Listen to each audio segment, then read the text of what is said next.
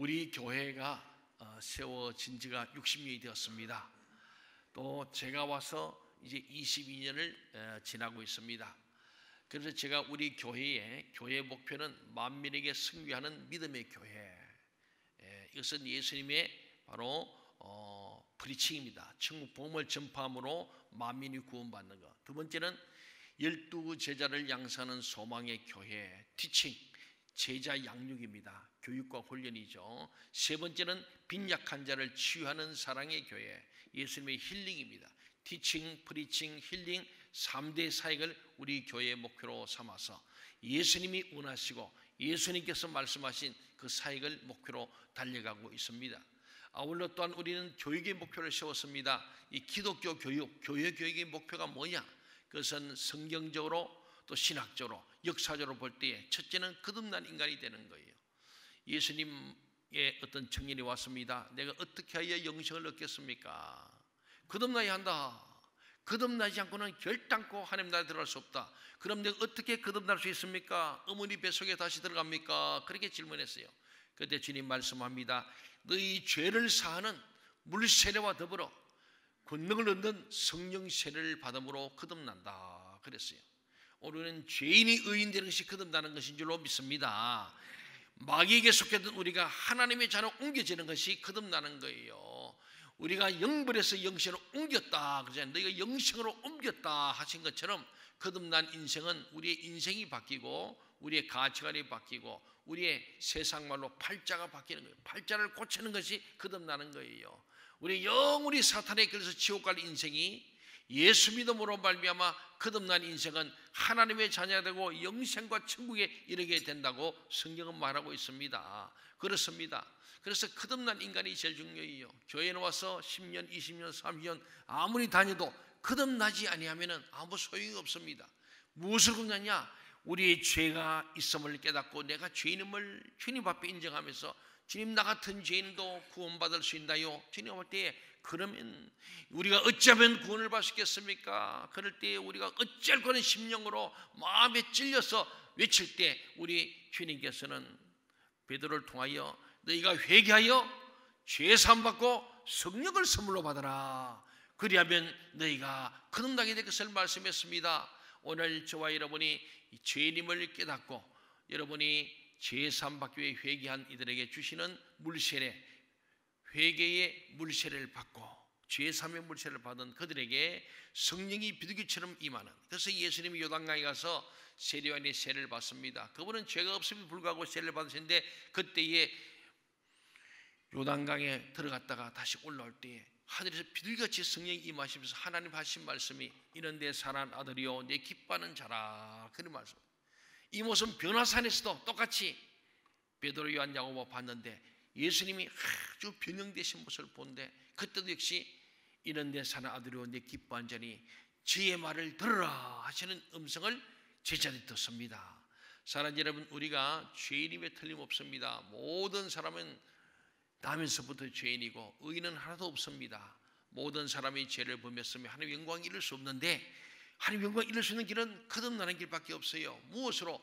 회개함으로 죄사함 받는 물세례와 더불어 성령으로 기름 부음 임할 때에 성령 세례와 더불어 권능을 입어서 죄를 이기는 힘과 능력으로 이기는 자가 되는 줄로 믿습니다. 그렇습니다.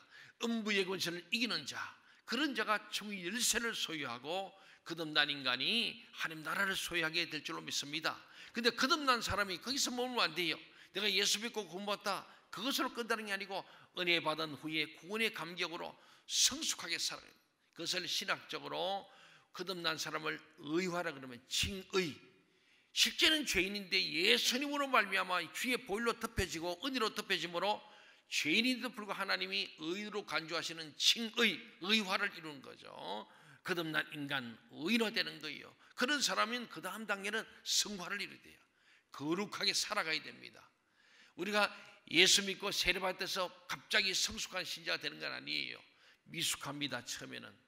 그럼 이 성숙한 신자가 되는 비결이 뭔가? 오늘 우리 한번 시몬과 안나라는 두 사람 통해서 한번 말씀을 나눠보고자 합니다.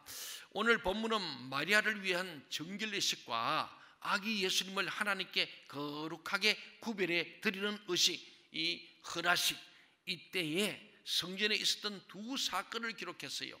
하나는 25절 35절에 나오는 성령의 지시를 받아 성전을 방문한 시몬이 아기 예수님을 보고 감격해서 아기를 품에 안고 하나님께 찬양하며 기도하며 축복한 내용입니다. 또 하나는 여순자 안나가 아기 예수님에 대한 성전에 있던 모든 이야기를 사람들에게 예언하는 내용이 36절부터 38절에 나옵니다. 크게 이 두 가지 사건이 있는 거예요. 먼저 시몬의 찬송과 예언을 보면요, 예루살렘에 시몬이라는 사람이 살았는데 그 사람은 첫째 의롭고 경건한 사람이라고 오늘 기록하고 있습니다. 의롭고 경건한 것이 성숙의 한 조건입니다. 의롭고 경건한 사람. 당시에 부패된 종교 환경 속에서도 의롭고 경건한 자가 있었습니다. 사람이 항상 환경에 영향을 받는 것은 아닙니다. 그래서 우리가 많은 사람들이 연구할 때 그렇습니다. 사람에 대한 인간관을 연구할 때에 선천성, 후천성 얘기를 합니다. 선천적으로 타고난 것이다, 아니면 후천적으로 교육되는 것이다, 이렇게 합니다. 그래서 그것을 학자들은 생물학파와 사회학파로 나눠요. 생물학파는 유전적인 것을 강조하고 사회학파는 교육을 강조하는 거예요. 그러니까 어느 것이 옳으냐 그러냐 많이 논쟁했습니다만 결국 절충설이에요. 사람이 타고난 것도 있고 후천적으로 교정되는 것도 있다. 그래서 교육도 필요하고 타고난 것도 필요하다. 그게 지금의 융합설이에요. 한마디로 합친. 그렇습니다. 타고난 성품이 더럽고 추한 사람도 있어요. 근데 교육을 통하여 새 사람, 거듭난 사람 되는 거예요. 예수 만나면 성질 더러운 사람도 좋아질 줄로 믿습니다. 예, 목사님 저 본래 타고나기라 성질이 더러워요. 그러니 목사님 좀 알아서 겨주세요.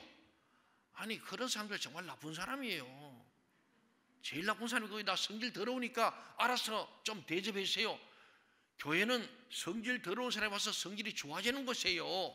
그래서 성질 더러운 거 자랑하지 마시고 빨리 좋은 성품을 갖는 하나님의 성품, 예수 성품을 담기를 바랍니다. 지난번에 빌립보 2장 5절부터 11절의 말씀처럼 너희는 예수 그리스도의 마음을 품으라. 그는 하잖아요, 겸손하시고 온유하신 분이다, 낮아지신 분이다, 종이 되셨다, 철저히 자기를 비운 분이다. 그러면은 하나님들 높여준다 그랬거든요. 이거 배우고 훈련하는 것이 교회입니다. 교회. 동의하십니까? 그렇습니다. 그래서 의롭고 경건한 사람이 되는 것은요, 우리는 환경이 어렵다 해가지고 이 환경이 이러니까 나는 그렇게 살 수밖에 없습니다. 우리 부모님이 그래서 나 이래 살았습니다. 그 말은 책임감 없는 인생이 합니다. 책임을 전가하고 핑계대는 인생이에요. 그러니 발전이 없습니다. 예, 윗물이 더러워도 아랫물이 맑아질 수 있는 사람이 위대한 사람인 거고 그 사람이 세상이 감당할 수 없는 하나님의 사람인 줄로 믿습니다. 우리 부모 세대는 이랬지만 나는 이렇게 살 수 있어요. 누구 때문에? 예수님으로 말미암아 거듭난 인생이고 거듭난 인간이 되어졌습니다. 그래 성숙한 사람이 되었습니다. 더 나아가 하나님 나라와 이르는 천국 시민의 삶을 삽니다. 이게 우리의 간증이 되어야 할 줄 믿습니다. 시몬이 그런 사람이었어요. 로마 압자에 환경은 아주 어려웠어요. 고통 속에 있습니다. 질곡 속에 있는데도 불구하고 하나님의 은혜로 진실한 믿음을 소유했던 사람이 시몬이에요. 오늘 우리가 코로나 시기고 세상이 포스트 모더니즘 시대에 온 세상이 이 세대가 하나님을 점점 등지고 하나님과 반대되는 세상으로 가고 참으로 믿음을 지키기 어렵고 믿음대로 살기 어렵고 성경대로 살기 어렵고 계명을 지키기 어렵다 하지만은 이때에도 우리는 의롭고 경건한 삶을 살 수 있습니다. 또 살아야 하는 줄로 믿습니다. 그렇습니다. 시몬은 또 이스라엘의 위로를 기다린 자였어요. 의롭고 경건한 자가 하나님의 위로를 기다린 자, 그 위로가 뭐냐? 바로 메시아 예수가 오기를 기다리는 거예요. 기다린 자였어요. 예수님이 이 땅에 오기를. 그래서 하나님의 특별한 질반 너는 예수를 만나 그리스도를 만나기 위해 죽지 않는다. 보고 죽어야 한다. 그 특별한 지시를 받았다. 그래서 그런 하나님의 위로를 기다리는 자였습니다. 오늘 우리는요 어렵고 힘들 때 하나님의 위로를 기다리는 자가 되시길 바랍니다. 하나님은 우리를 위로하시고 내 백성을 위로하라 하시는 분이고 우리를 격려하시는 분이고 우리의 삶을 변화시키는 하나님 그분을 기다리는 자, 이스라엘의 위로라는 말은 구약 성경에 예언된 이스라엘의 완전한 회복, 즉 새하늘과 새 땅이 임함을 의미하고 있습니다. 천국만이 하나님의 백성에게 참 위로가 될 겁니다. 그래서 우리는 죽어서만은 천국이 아니라 이 땅에서도 주님을 내 마음에 모시면은 거기에 심령 천국이 임하고, 우리 주님을 가정에 모실 때 가정 천국이 임하고, 우리 교회 주님이 주인 되시면 교회 천국이 될 줄로 믿습니다. 이 대한민국이 하나님의 통치에 올 때 그 나라가 하나님 뜻이 이루어지는 이 나라 천국이 이루어지는 거예요. 그래서 우리는 그걸 기도하는 거예요. 우리 모두가 그 기도를 이번 사순절에 해야 할 줄로 믿습니다. 또한 시몬은 하나님과 함께한 사람이라고 기록합니다. 하나님과 함께한 사람, 그 속에 늘 성령이 그 위에 임하고 성령의 임재와 하나님의 말씀 임재한 자, 우리 기도할 때마다 하나님의 임재와 성령 충만한 영적 예배를 원하는데 하나님의 임재, 성령의 임재, 말씀의 임재, 이것이 가득한 하나님과 입만 눌려 동행하는 사람, 하나님과 늘 함께하는 바로 그 사람이 오늘 시몬이라는 사람인데, 이가 바로 경건한 사람이요 성숙한 신자의 세 번째 모습입니다. 그렇습니다. 시몬은 그를 보리라는 성령의 지시를 받았어요. 바로 그가 누굽니까? 예수 그리스도. 그분은 이 땅에 하나님 보내신 참된 선지자요 제사장요 왕이신 예수 그리스도. 그분을 그는 볼 것을 성령으로 지시받고 기다리는 자였습니다.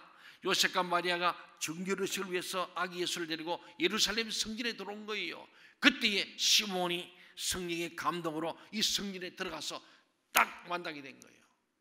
만나는 순간에 아기 예수를 가슴에 탁 부둥켜 안고, 마리아가 안고 있던 그 아이를 딱 받아가지고, 제가 우리 흔하기도 할 때 봤잖아요. 탁 가슴에 높이 들고 찬송과 경배와 예언을 하는 이 시몬을 보는 거예요. 하나님께서 그 많은 할아버지들 가운데 하나님이 이 경건한, 의롭고 경건하고 하나님 위로를 기다리고 하나님과 늘 동행하는 이 시몬을 택하셔서 이 사명을 성령을 통하여 지시하시고 명하셔서 마침내 시몬이 이 아기를 안고 하나님께 찬송합니다. 여러분 29절부터 32절 같이 한번 볼까요? 29절에서 32절. 시몬이 아기를 안고 하나님을 찬송하여 이르되, 주제여 이제는 말씀하신 대로 종을 평안히 놓아주시는도다. 내 눈이 주의 구원을 보았사오니 이는 만민 앞에 예비하신 것이요 이방을 비추는 빛이요 주의 백성 이스라엘의 영광이니이다 하니. 내가 이제 구원자 예수를 가슴에 안고 내가 보았으니, 그러니까 아기 예수인데 시몬은 바로 이분이 그리스도인 것을 알게 된 거예요. 그러잖아요. 주여 주제여 이제는 말씀하신 대로 종을 편히 놓아 주시는도다. 이제는 죽어도 이 안이 없다는 거예요. 삶이 끝났다는 거예요. 그래서 내 눈이 주의 구원을 보았사오니 이는 만민 앞에 예배하신 것이요 이방을 비추는 빛이요 주의 백성 이스라엘의 영광이다. 주님께 이 아이를 안고 찬양과 경배를 올려드리는 시몬을 봅니다. 요셉과 마리아는 그 아기에 대한 이 시몬의 말을 들으면서 아주 놀랍게 여겼습니다. 시몬의 찬송은 예수 그리스도에 대한 놀라운 증거를 담고 있었습니다. 예수 그리스도는 하나님께서 보내신 구주이십니다. 하나님의 이 구원은 죄와 그 결과로부터의 구원입니다. 그것은 죄 사함이고 불행과 죽음과 지옥 형벌로부터의 구원입니다. 그 구원은 만민 앞에 예비된 것이고, 더 나아가 이방을 비추는 빛을 할 때에 그동안의 유대 민족만의 구원으로 알았는데 이제는 이방 민족들도 다 이 구원의 은총 예수의 복음으로 말미암아 구원받게 될 것을 말씀하는 이 예언적 축복을 오늘 마리아와 요셉이 듣고 오늘 우리까지 듣게 된 거예요. 그는 세상일을 지워하는 어린 양이 되신 겁니다. 그는 세상 모든 족속에 구제되었어요. 하나님이 세상을 이처럼 살아서 독생을 주시니 이는 저를 믿는 자마다 누구든지 온 천하 만민이 멸망치 않고 영생을 얻게 될 것을 우리 하나님께서 시몬을 통하여 이방의 빛까지 되었다고 예수님을 이방의 빛으로 표현하고 있음을 보게 됩니다. 이것은 선지자 이사야를 통해서 수백 년 전에 이미 예언된 말씀이죠. 이사야 42장과 49장에 바로 예수님이 이방의 빛이 될 것이다. 유대 민족만의 하나님이었는데 야훼 하나님은 우리 유대 이스라엘의 하나님이셨는데 그게 아니라 이방의 모든 천하 만민의 하나님으로 확장되는 놀라운 복음의 확장을 우리가 보게 됩니다. 이어서 34절 35절에 보면 시몬은 그들에게 축복하고 두 번째 예언을 합니다. 그는 마리아를 향한 예언이었죠. 거기 보니까 보라, 이는 이스라엘 중 많은 사람을 패하거나 흥하게 하며 비방을 받는 표적되기 위하여 시험을 받았고 또 칼이 내 마음을 찌르듯 하니, 너의 마음, 마리아의 마음을 찌르듯 하리니 이는 여러 사람의 마음의 생각을 드러내려 함이니라. 그렇게 말했어요. 패하거나 흥하게 하며 라는 말은 넘어지고 일었음을 위하고 라는 뜻이고, 예수 그리스도를 통하여 어떤 이들은 구원받고 어떤 이들은 멸망받는다는 거예요. 누가 구원받습니까? 예수를 믿어 구원을 받고, 어떤 이들은 예수를 믿지 않으므로 멸망에 이른다. 구원과 심판에 대한 갈림길에 바로 예수님이 서 계심을 말씀하는 거예요. 비방을 받는 표적이 되기 위하여 라는 말도, 칼이 내 마음을 찌르듯 하는 이 말은 둘 다 예수님께서 당하실 고난을 암시하고 그것 때문에 고통할 마리아를 암시하는 거예요. 예수님께서 유대인들에게 미움을 받으시고 십자가의 죽임을 당하실 때 이 예언은 그대로 성취되었습니다. 그러기 성경은요, 하나님이 하신 말씀, 예언자를 통해 하신 말씀을 그대로 1.1획도 변함없이 성취해가는 과정입니다. 이 어린 아이의 33년 후를 바라보고 예언하는 거예요. 33년 후에 그가 인류 대수에서 십자가의 고난과 죽음을 예언적으로 시몬이 하는 거예요. 어떻게 그게 가능합니까? 성령의 감동으로 하나님 주신 말씀을 그는 거침없이 내뱉고, 여러분에게도 성령의 감동이 있기를 바랍니다. 그래서 하나님의 음성이 들려지고 깨달아지고 이해되어지고 그 말씀대로 살고 싶은 열망이 일어나기를 간절히 소원합니다. 그렇습니다. 그의 십자가 곁에 있었던 정말 참 모친 마리아, 예수님이 십자가에 못 박기 전에 비아돌로사를 가지요. 그 전에 빌라도 뜰에서 가야바 뜰에서 고통당한 마리아는 다 본 거예요. 12년 다 도망가 버리고, 그나마 마가는 뭐 제자는 아니었지만은 그래도 혼입을 짚어서 따라가 보고, 그때에 마침 베드로가 그도 멀찍이 따라오다가 만난 사건이 있잖아요. 그리고는 예수를 또 부인하고 또 도망가 버리고, 결국 비아돌로스 길을 따라간, 십자가의 길을 따라간 사람 여인들밖에 없는 거예요. 마가 요한하고. 그리고 마지막 십자가 골고다 언덕에서 예수님 십자가에 못 박히고 그 절규하는 소리, 그리고 십자가에 매달려서 가상 치는 7마디의 외마디 소리를 부르짖고 피를 흘리시고 살이 다 찢기고 이 심장이 터져나고 마지막으로 아버지여 내 영혼을 주께 부탁합니다고 운명하시는 그 주님의 장면을 다 마리아와 여자들이 다 지켜보지 않습니까? 그걸 이미 시몬이 33년 전에 예언한데 이 예언된 말씀도 그대로 이루어지게 됩니다. 그래서 유대인들에게 미움을 받아서 십자가에 못 박히고 죽음을 당했을 때 이 예언은 그대로 성취되었습니다. 그의 십자가 곁에 있었던 모친 마리아의 마음이 칼이 찌르는 듯한 고통을 당했을 것 아니겠습니까? 이는 여러 사람의 마음의 생각을 드러내려 함이니라라는 말은 예수 그리스도의 고난과 십자가 죽음을 통해서 이 사람들의 마음이 심히 악함이 잘 드러날 것이라는 뜻입니다.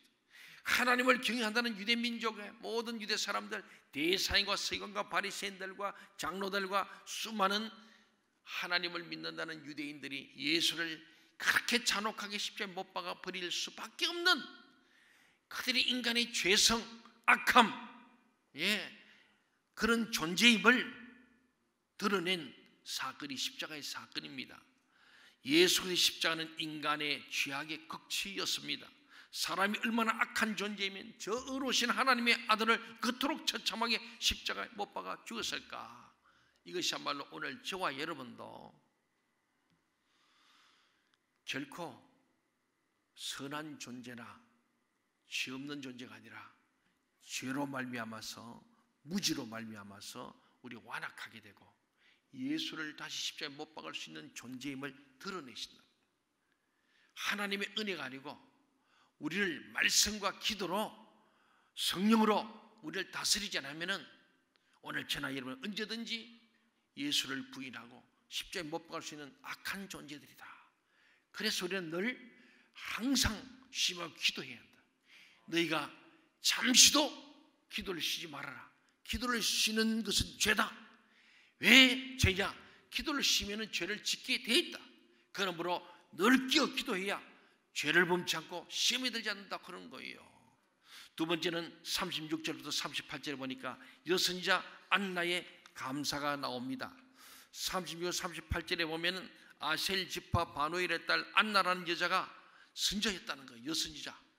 여선자 더불어도 여선자이고 그랬습니다. 미리암 더불어 이 사람 여선자인데 오늘 안나도 숨어있는 여자 선자였는데 그는 나이가 매우 많았습니다. 나이가 많은, 아까 우리 화면에 나왔던 할머니예요. 큰 나이 많은 시몬도 나이 많은 할아버지고 이제 죽을 때가 된 할아버지 저기 나오잖아요. 저기 지금 보니까 할머니 나오잖아요. 누가 그린지 모르지만 저기 안나인지 아닌지 잘 모르는데 안나라고 생각하면 됩니다. 저렇게 나이가 많은 머리 허옇고요. 예. 근데 제가 나이를 계산해 보니까 두 가지 설이 있어요. 오늘 보면은 우리 개역 개혁판은 84세였더라 이렇게 되어 있습니다만은 전에 개역 성경은 과부된 지 84년이었더라 이렇게 되어 있어요. 두 가지 설이 있어요. 그래서 그냥 84세로 이제 보던 뭐 또 좀 계산하면 또 다른데 제가 계산해서 106세예요. 자, 그 당시에 보통 결혼 나이가 13세에서 16세였습니다. 그 평균 나이는 보통 14세 혹은 15세로 봅니다. 저는 그 15세로 보고 15세 결혼해서 7년을 남편과 함께 살다가 남편이 죽어버렸어. 그럼 몇 살입니까? 22살. 그로부터 84년 몇 살이요? 에? 에? 예, 어이. 찬양들 해야 계산도 빨라요. 여러분 찬양도 해야 돼. 그래 침이 안 걸려. 이 계산을 못해가 이쪽은 지금 한참 계산 아직도 하고 계셔. 그러니까 22 더하기 84 하니까 106세입니다. 그런 설이 있어요. 106세의 나이에 지금 다시 말하면은 84년 혹은 또 뭐 그걸 빼더라도 84세라도 22년 빼면은 62년 동안 62년 혹은 84년 동안 하여튼 60년 이상 혼자 살았다는 거예요. 과부로 혼자 산 지가 62년 되지 84년을 살았는데 뭐 이 남자 저 남자 찾아다니고 뭐 재혼하고 뭐하고 막 2분, 2분, 3번, 4번 이런 게 아니고 남생 22살에 꽃다운 나이에 혼자 됐으니까 얼마나 주변에 남자들이 많이 찝쩍거렸겠습니까? 우리가 지금 상상해 보면은. 그런데 이 여인은 존경받는, 그래서 과거에요 성경에는 과부란 말은요 존경받는 사람들입니다. 성경에는 과부란 말은요 요새로 지금 아주 훌륭한 권사님 이런 뜻이에요. 오늘 그 여인이 결혼을 15세쯤 했다고 가정한다면은 그는 당시 아마 106세쯤 되었을 것으로 볼 수 있습니다. 이 사람은 성전을 떠나지 않고 84년 동안 혼자로 살면서 오직 하나님 앞에서 성전 안에 있는 역대하에 보면은 성전에 보면 여인의 뜰이 있고 들어가면 여인들이 기도하는 방이 있다고 되어 있습니다. 아마도 그 방을 하나 아예 기거하기 위해서 얻어서 그 방에서 80년 동안